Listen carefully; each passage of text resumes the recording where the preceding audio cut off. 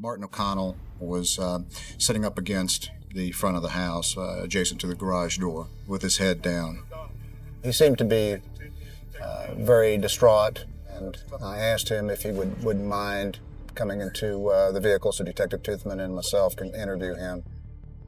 A quiet neighborhood in Chesapeake, Virginia, was about to witness a horror no one could imagine. It was the kind of crime that leaves a community shaken, hearts heavy, and questions lingering long after the headlines fade.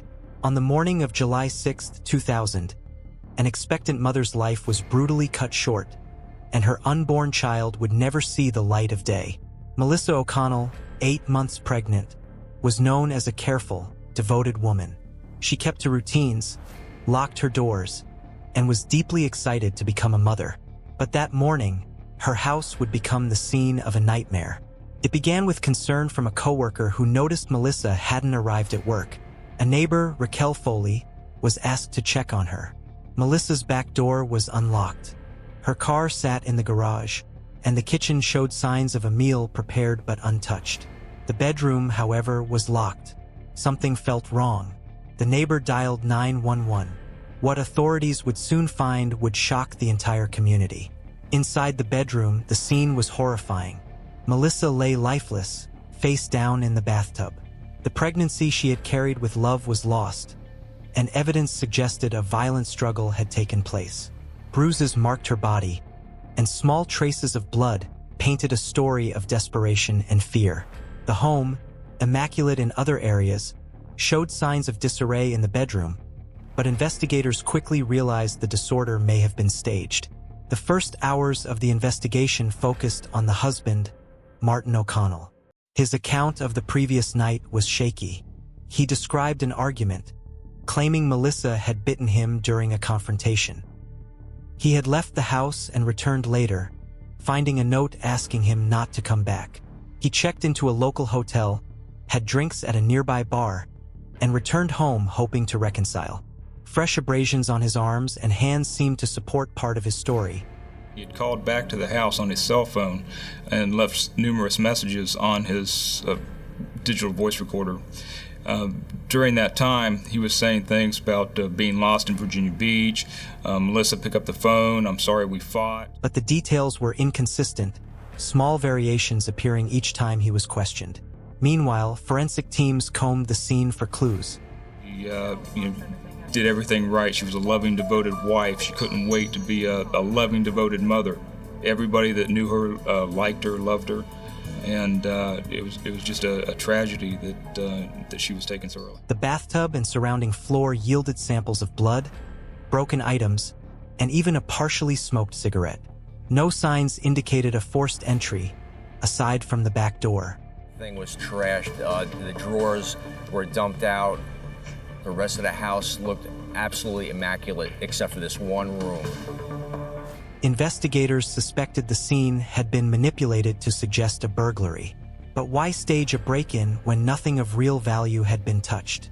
And why would a murderer take such care to appear random when the victim's life and her unborn child was snatched away? Autopsy results painted a grim picture. The water was discolored in the bathtub, and there was a little bit of staining around the bathtub area and the floor area. Melissa had endured significant blunt force trauma, defensive injuries, and signs of strangulation. Every bruise, every scratch told the story of a woman fighting for her life. Experts concluded the struggle had not occurred where Martin had claimed. Instead, evidence traced the attack to a walk-in closet. Minute bloodstains on the floor and walls revealed the violent path of the confrontation. Even a small piece of skin found at the scene linked directly to a wound on Martin's finger, contradicting his account and tying him to the murder. We were thinking that there was a good possibility that she may have been placed in the bathtub after she was killed. Further investigation revealed troubling aspects of Martin's life. Friends disclosed that he had little interest in family life and, after the murder, he fled the state rather than submitting to a promised polygraph. Leads from across the country, including a woman in California who had an affair with him, provided insight into a motive rooted in personal deception and betrayal. Months after the crime, Martin was tracked to Florida, apprehended, and extradited back to Virginia. The trial revealed a chilling truth. The impression that I had was that he was very intent on giving us his alibi. A domestic argument escalated into a lethal attack, ending both Melissa's life and that of her unborn child.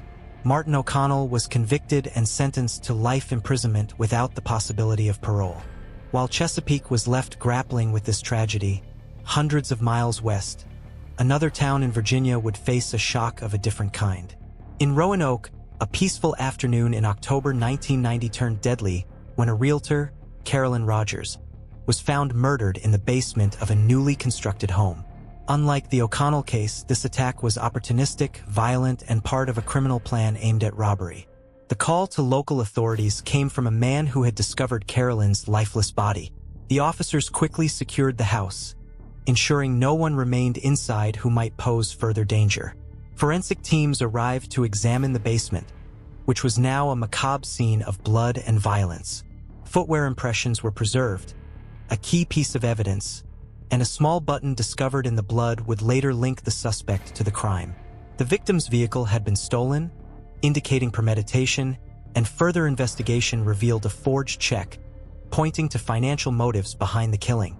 Investigators linked two perpetrators to the crime through shoe impressions, a larger male and smaller female, and blood-stained notes in the victim's car. Following evidence across state lines, Ohio surveillance, 4 days later, led police to a van connected to the suspects. Inside, Wendy Horst and Danny King were arrested without resistance.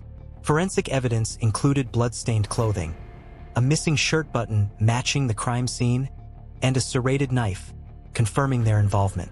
Wendy Horst admitted to participating in the robbery and forging checks, but denied witnessing the actual murder. Danny King, a known violent criminal recently released from prison, had orchestrated the attack to obtain money and valuables. The evidence told the full story. Carolyn had been lured into a trap under the guise of a property viewing.